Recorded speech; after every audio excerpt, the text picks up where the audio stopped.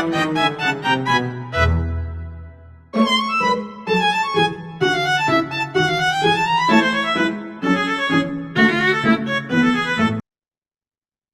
teman-teman, balik lagi di sini. Hari ini kita bakal bahas satu sosok yang kalau saya sebut namanya, kalian pasti langsung kepikiran warna hijau dan belanja online. Nah, kita akan bedah perjalanan salah satu entrepreneur di Indonesia yaitu William Tanuwijaya. Dan bedanya hari ini kita nggak sendirian nih Kak, ada dua orang yang akan ngupas tuntas tentang William Tanuwijaya. Kita sambut from the left, Ferdi, and from the right, Talita. Halo semuanya. Halo, senang banget di sini bisa di sini. Soalnya William ini salah satu profil favorit saya karena ceritanya tuh bukan soal anak sultan yang mendadak sukses, tapi benar-benar dari titik nol loh. Halo semuanya, senang banget juga di sini. Soalnya sebagai mahasiswa kayak relate gitu sama perjalanan William, jadi ngerasa deket banget nih. Nah, itu dia. Kalau dilihat-lihat ternyata banyak nih yang tahu Tokopedia. Tapi kalian tahu nggak sih kalau pendirinya itu dulu operator warnet? Ya nggak, Ferdi? Iya itu bener banget. Bayangin aja tahun 1999 nih. William itu berangkat dari Pematang Siantar ke Jakarta naik kapal laut ekonomi itu selama 4 hari 3 malam loh. Dan dia itu tujuannya cuma satu, kuliah. Tapi sayangnya di tahun kedua itu ayahnya sempat sakit, jadi dia harus cari uang sendiri buat bayar kuliah. Oh, yang akhirnya dia kerja di warnet itu ya, yang shiftnya dari jam 9 malam hingga jam 9 pagi itu.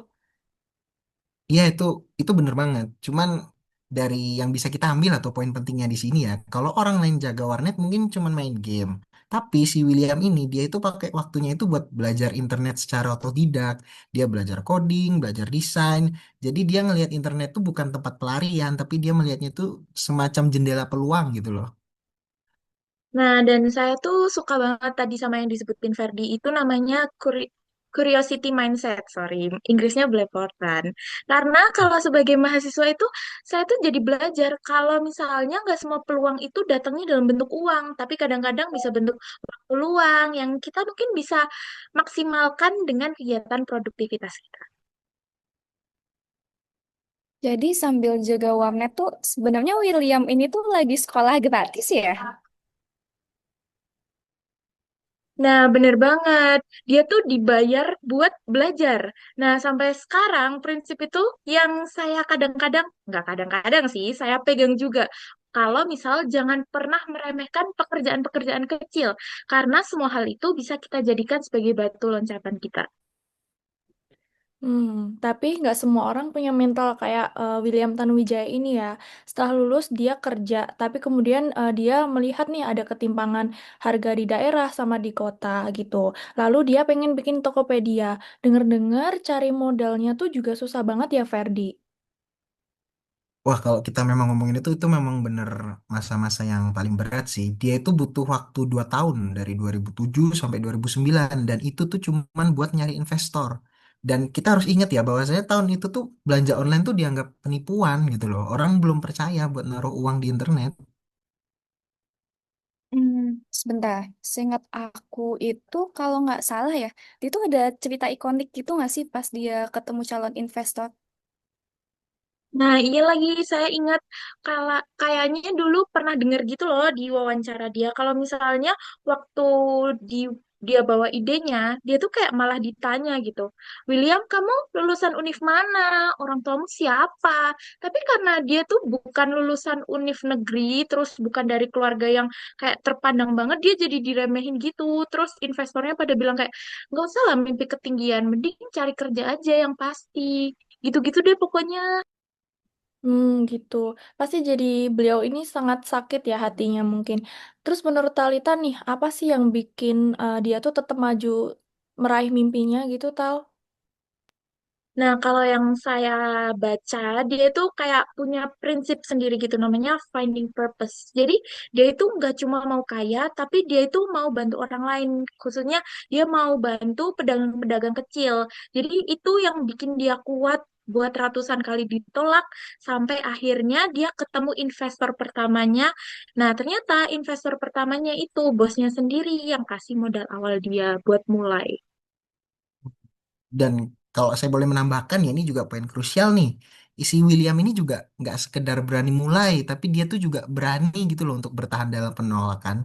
Kayak banyak startup mati itu bukan karena idenya jelek, tapi karena memang pendirinya itu yang menyerah. Bahkan sebelum mencoba cara yang kita bilang jauh atau cara ke 100 lah. Nah, sekarang kan Tokopedia itu udah jalan ya, terus kayak gede banget kan, dia udah berkembang besar gitu. Nah, ternyata William itu tetap dikenal sebagai sosok orang yang low profile gitu. Bahkan tuh yang saya dengar-dengar nih ya, karyawan itu sering sebutnya nakama. Nakama ini sebenarnya apa sih, One Piece atau gimana ini? Dia kena pengaruh One Piece apa gimana?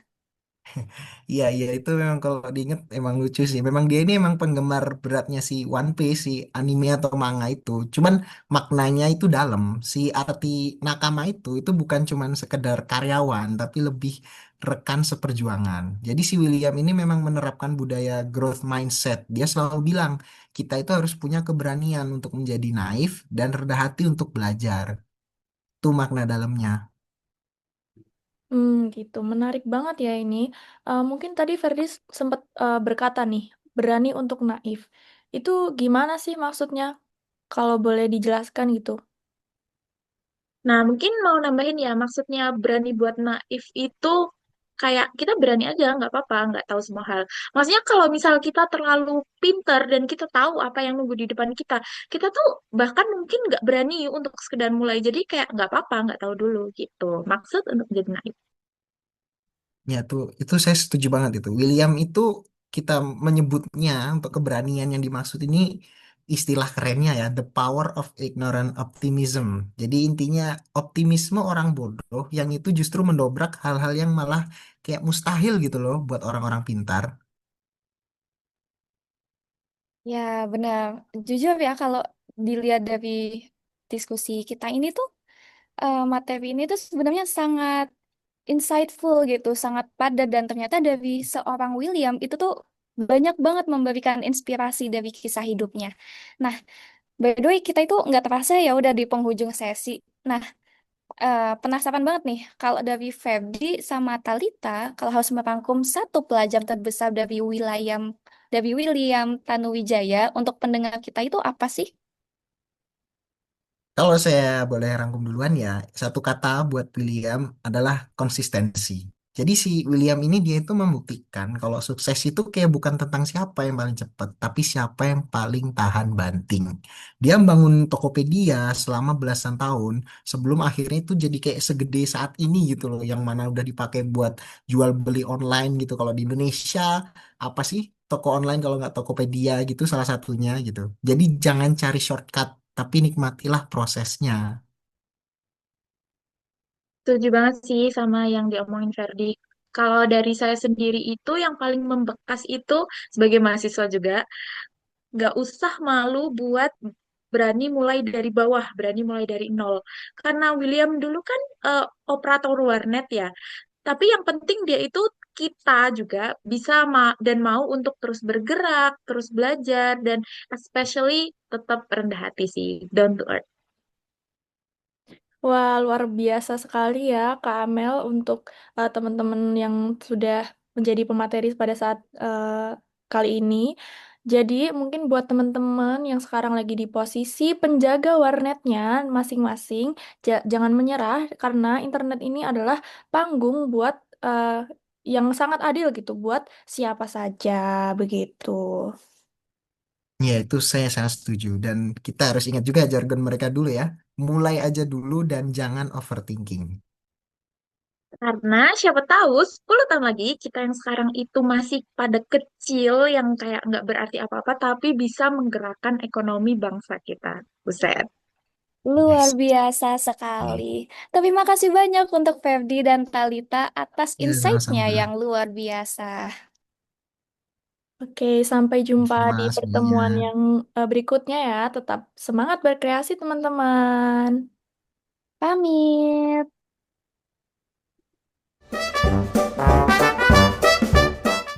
Halo teman-teman, welcome back di podcast kita. Di episode sebelumnya, kita udah membahas perjalanan hidup William Tanuwijaya dari nol sampai mendirikan Tokopedia. Dan di episode kali ini kita bahas lebih dalam lagi, bukan hanya dari ceritanya, tapi juga makna hidup, cara bisnis, dan nilai-nilai yang kita bisa ambil dari beliau. Dan kita masih bersama Febri dan Talita. Halo. Halo Halo. semuanya. Nah, kalau kita lihat nih dari perjalanan hidupnya, sebenarnya apa sih filosofi hidup yang dipegang oleh William? Baik mungkin ya kalau kita ngelihat dari perjalanan hidupnya ya, kalau saya rasa itu ada satu hal yang paling kuat. Filosofi yang dia pegang itu adalah purpose driven life. Jadi dia itu membangun Tokopedia itu bukan hanya untuk kaya, tapi untuk membantu pemerataan ekonominya. Hmm, jadi bukan hanya sekedar bisnis gitu ya, Ferdi. Ya, betul banget. Jadi dia itu dengan Tokopedia ini, dia itu melihat banyak pedagang kecil di daerah yang kesulitan itu untuk menjangkau pasar. Jadi karena dari situlah muncul ide, gimana sih caranya teknologi itu bisa jadi bermanfaat dalam artian menjadi jembatan untuk pedagang-pedagang kecil ini gitu. Nah, kalau dari saya, selain tadi yang sudah disebutkan Ferdi, ada satu nih yang favorit saya soal moto hidupnya, yaitu William Tanuwijaya ini dia itu percaya pada proses of result. Jadi dia lebih percaya ke prosesnya, nanti hasilnya bakal mengikuti. Soalnya dalam prosesnya dia pernah mengalami penolakan berkali-kali, tapi dia tetap konsisten sama prosesnya. Dan seperti yang kita lihat, kalau misalnya hasilnya juga mengikuti dengan baik dari prosesnya si William ini. Oke, menarik ya. Jadi kalau dilihat-lihat tuh dia lebih percaya proses ya, yang lebih tahan lama gitu. Betul. Jadi jika kita melihat dari perjalanan hidupnya, dia itu berfokus pada perjalanan, pada proses, tidak hanya pada hasil akhir. Oke, sekarang kita masuk ke poin berikutnya ya. Mungkin bagaimana sih sebenarnya bisnis Tokopedia itu berjalan sekarang? Baik, saya akan jelaskan ya sekiranya bisnis Tokopedia itu gimana sih berjalannya. Tokopedia itu sederhananya itu modelnya marketplace. Jadi dia itu bukan tempat penjualan barang, tapi dia itu dikatakan sebagai perantara gitu loh, perantara antara penjual dan pembeli gitu. Oh, jadi kayak pasar digital gitu ya? Nah, ya betul banget kayak pasar digital. Cuman yang membedakannya dari pasar digital biasa itu adalah sistem keamanannya. Contohnya itu adalah yang rekening bersama itu.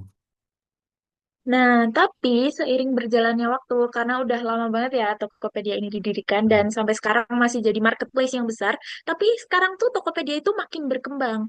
Jadi dia itu nggak cuma jadi marketplace yang jadi tempat jual beli, tapi dia itu juga berkembang ke sektor pembayaran digital, layanan keuangan, bahkan Tokopedia ini udah berhasil untuk kerjasama dengan berbagai sektor. Jadi dia itu kayak memperluas dari si prospeknya si Tokopedia ini seiring berjalannya waktu.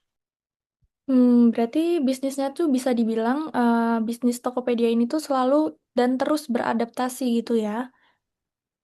Ya, betul. Bisa dikatakan bisnisnya Tokopedia ini terus beradaptasi. Dan ini merupakan kunci atau hal yang cukup penting ya. Karena bisnis yang bertahan itu bukan yang paling kuat, tapi justru yang paling bisa beradaptasi. Seperti perjalanan Tokopedia yang kita lihat ini gitu, yang selalu mengikuti perkembangan-perkembangan teknologi. Nah, sekarang kita bahas dampaknya nih. Menurut kalian, apa sih value terbesar Tokopedia untuk masyarakat?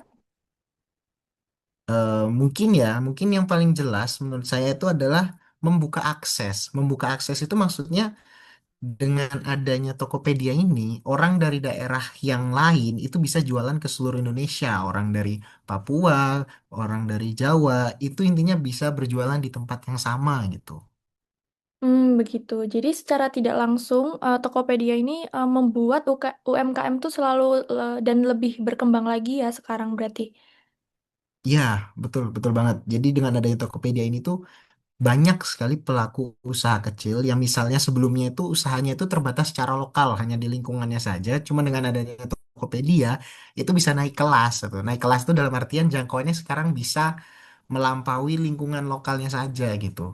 Bisa ke antar pulau gitu contohnya. Tapi kalau misal dari saya izin menambahkan ya mungkin Ferdi ya, selain dari untuk memperluas market buat penjual, Tokopedia ini juga menciptakan banyak banget lapangan kerja, baik yang itu secara langsung maupun tidak langsung. Otomatis Tokopedia ini kan membutuhkan office gitu ya, buat menjalankan marketplace-nya ini.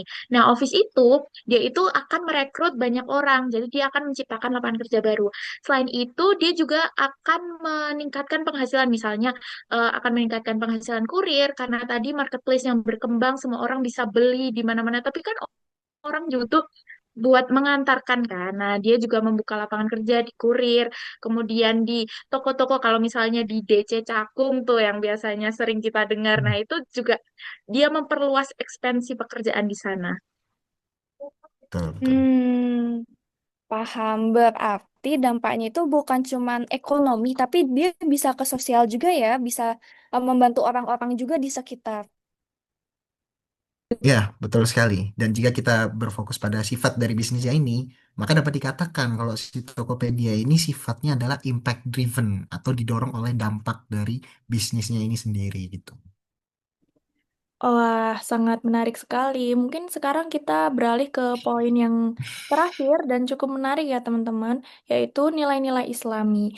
Mungkin adakah dari William Tanuwijaya ini yang bisa kita lihat atau kita contoh gitu? Mungkin dari Talita terlebih dahulu bisa dijelaskan mungkin? Mungkin kalau menurut saya itu ada beberapa. Yang pertama itu pastinya sabar ya, karena sudah dijelaskan sebelumnya kalau misalnya dia ditolak investor berkali-kali, tapi dia bertahan itu, bayangkan kesabarannya setinggi apa buat dia tidak menyerah di situ. Terus dia juga ikhtiar atau usahanya maksimal. Dia terus belajar dari nol, mulai yang awalnya dia cuma penjaga warnet, tapi dia karena dia ikhtiar, dia usaha terus, dia mau belajar terus, dia pada akhirnya bisa mendirikan Tokopedia. Kemudian tawakal. Otomatis setelah berusaha dengan sangat keras, pasti dia tetap percaya pada proses dan juga percaya dan menyerahkan semua hasil akhir ke Tuhan Yang Maha Esa. Itu. Hmm. Menarik banget ya. Jadi memang kalau dilihat meskipun bukan konteks religius langsung, ternyata tetap ada ada ya kayak terlihat gitu nilai-nilai Islaminya gitu dalam usaha sama perjuangan dia. Betul sekali. Nilai religi yang dibawa oleh Mas William ini sangat-sangat terlihat gitu. Dan kalau saya boleh menambahkan nilainya ya, menurut saya ada juga nilai amanah. Perlu kita ingat ya, kalau Tokopedia itu kan salah satunya dibangun itu di masa ketika kemudian orang-orang itu belum begitu mempercayai untuk menaruh uang di internet gitu kan. Cuman salah satu aspek penting yang selalu dikembangkan dan ditekankan gitu ya dari si Tokopedia ini adalah keamanannya sendiri gitu. Dan menurut saya dengan menekankan aspek ini itu salah satunya menggambarkan nilai amanah gitu dari si William ini sendiri karena dia dapat dikatakan menjaga kepercayaan penggunanya sendiri gitu.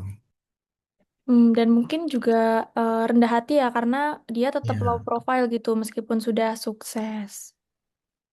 Nah, benar banget. Ini kayaknya yang paling penting sih. Soalnya kayak orang-orang yang tiba-tiba sukses itu biasanya berubah. Tapi Mas William ini dia tetap low profile, tetap sederhana. Jadi kesuksesan tidak membuat beliau berbesar kepala. Set. Asik banget. Memang ya pembahasan ini tuh menarik banget. Nah, coba nih kalau kita rangkum ya dari 2 episode yang udah kita lakuin ini, William Tanuwijaya itu bukan cuma tentang sukses bisnis, Tapi tentang proses panjang, nilai hidup, dan dampak yang diberikan ke banyak orang. dan juga pelajaran terbesarnya dari perjalanan si William ini adalah kita itu tidak boleh takut untuk mulai dari bawah. Dan kita juga nanti ketika sudah berjalan, kita tidak boleh untuk berhenti di tengah jalan gitu. Percayai Nah, prosesnya.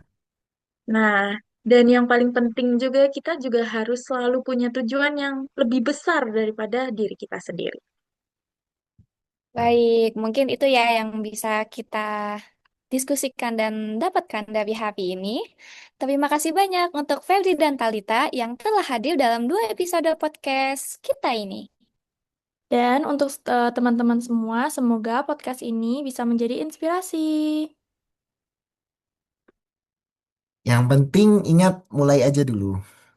Dan tetap konsisten. Sampai Sampai jumpa. jumpa. Pamit. Pamit.